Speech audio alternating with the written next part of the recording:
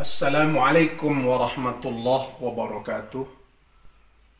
Alhamdulillah wassalatu wassalamu ala Rasulillah amma ba'd. Saudara kaum muslimin, muslimat rahimakumullah. Pada kesempatan ini kembali kita berbicara tentang kondisi pada saat khutib berkhutbah.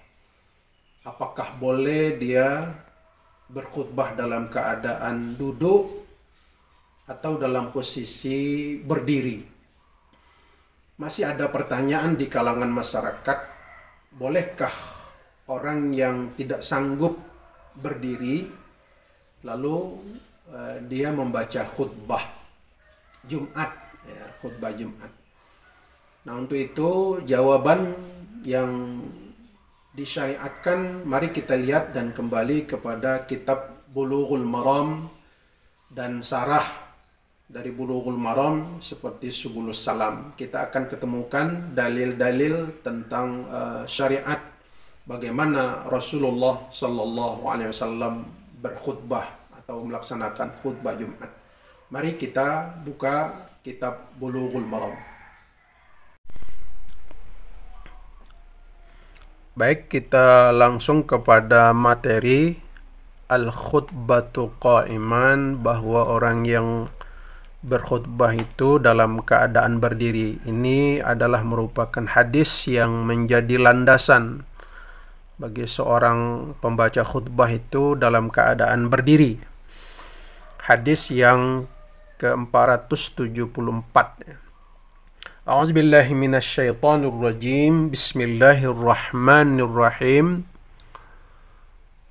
Wa an Jabir bin Samurata radhiyallahu ta'ala anhu.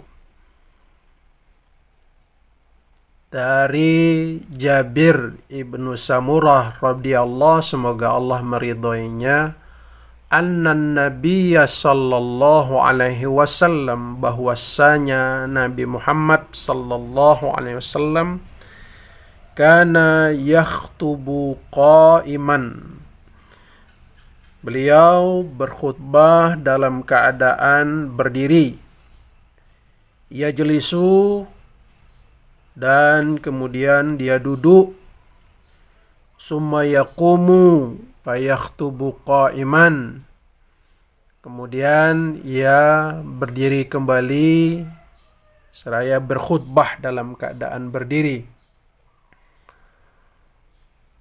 Paman nabba'aka,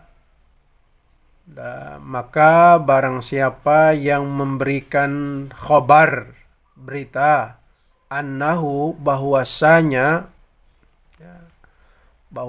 Nabi itu kana yakhtubu jalisan, bahwasanya Nabi itu berkhutbah dalam keadaan duduk, faqad kadzaba, maka sungguh dia adalah dusta. Artinya bahwa siapa yang menyampaikan bahwa Nabi itu berkhutbah dalam keadaan duduk, artinya itu adalah berita yang dusta.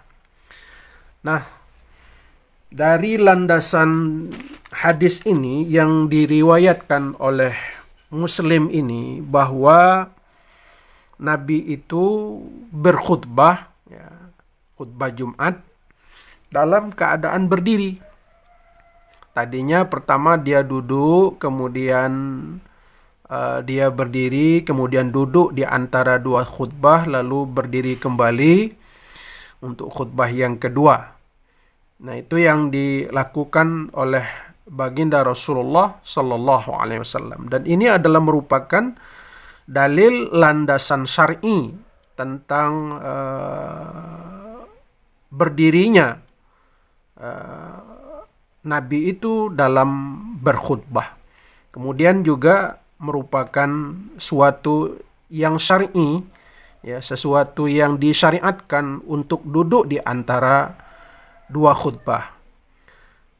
Memang para ulama berselisih pendapat, ya, apakah berdiri waktu khutbah itu hukumnya wajib atau sunnah. Ini memang dalam kalangan para ulama memang beda pendapat. Misalnya Abu Hanifah.